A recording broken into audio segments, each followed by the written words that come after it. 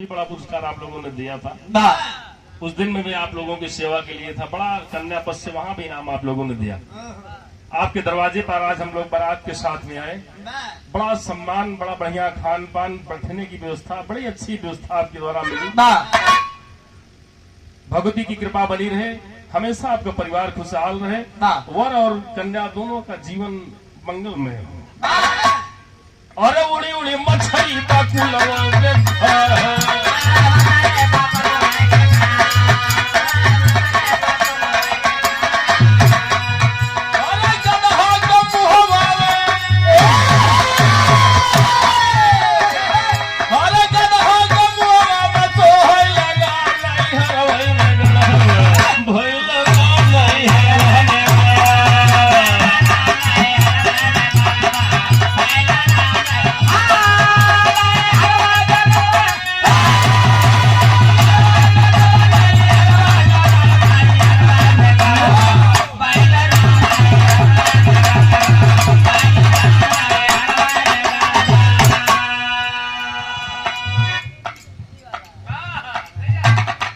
बेलई वाले के खाए के रोटिया, सोवई वाले के ऊपर खटिया।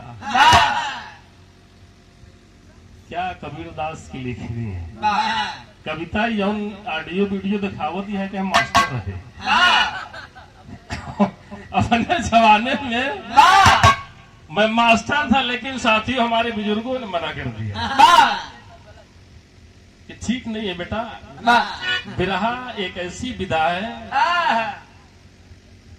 कि बिरहा से समाज को कुछ सीख मिलती, एक नसीहत मिलती कि समाज में संदेश मिलता है, समाज में कैसे चलना चाहिए। नहीं तो कौन कहता है बुढ़े इश्क नहीं करते। बुढ़े इश्क करते लेकिन कोई शक नहीं करते। चोराई के कराते सारे।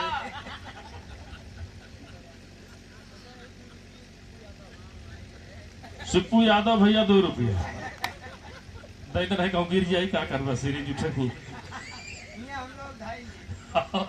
जितेंद्र यादव भैया जितेंद्र यादव जी दूल्हे बादशाह के मामा जी तरफ से 101 पुरस्कार है। सब भाइयों को नमन है। गौर करेंगे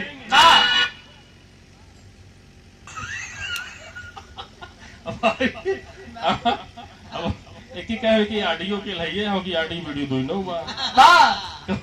प्रधान है भाई, बुद्धिजीवी होते हैं प्रधान। हाँ, वो की 2 रसबा की 1 रसबा। अरे ओकी के बनारस बा ओके गिनी न पाओगे। एक तो बनारस, जहाँ से आए हैं एकदम बनारस। बनवाई के आई हैं। जहाँ से आए हो कहीं नाम है बनारस। एक जने कोनो गवैया आटे, कोनो गवैया से, हाँ बनारस से इलाहाबाद से मुकाबला था। इलाहाबाद वालों ने कहा बनारस वाले से कविता तो का नहीं था। कोनो बात अपने बनारस के बड़ाई के कहा ये बनारसी जाऊन हम लोग गंगा जी में नहाए के मार माल के रगड़ के छोड़ दे दिए। उसका बनारस वाले जब बात जात कहा थी बनारस। पी के चरने में नाम पड़ा बनारस। साथियों कि नया ना बुरा है। कविता देखे हम लोग की जवाने की कि न जाना बुरा है, न जाना बुरा है।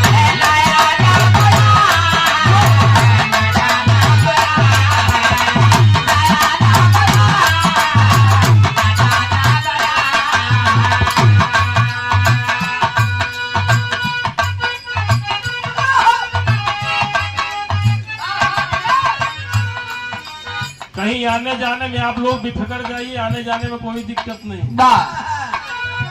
दिक्कत कहाँ है? नया ना बुरा हो, न जाना बुरा हो।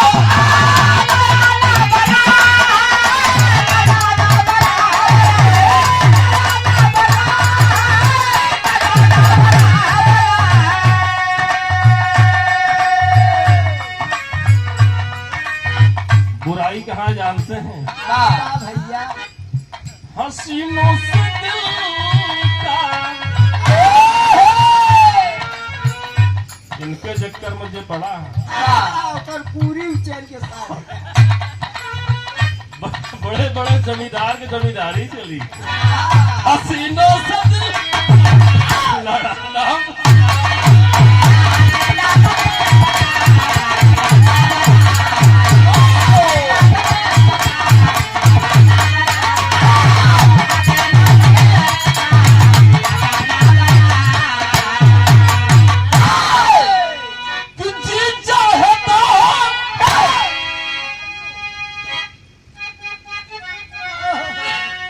मिर्चा धुरा या तो टिताई कम हो गया था कहा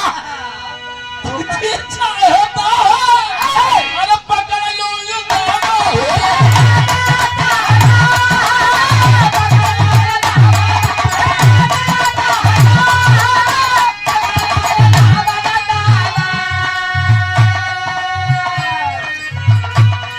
मगर सोचता हूँ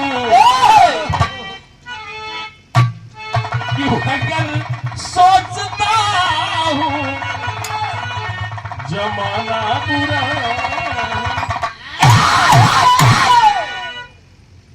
जाए जब तक छोड़ चलेंगे आओ 2 लाइन सेहरा गा बैठा कहा चलना सेहरा गाओ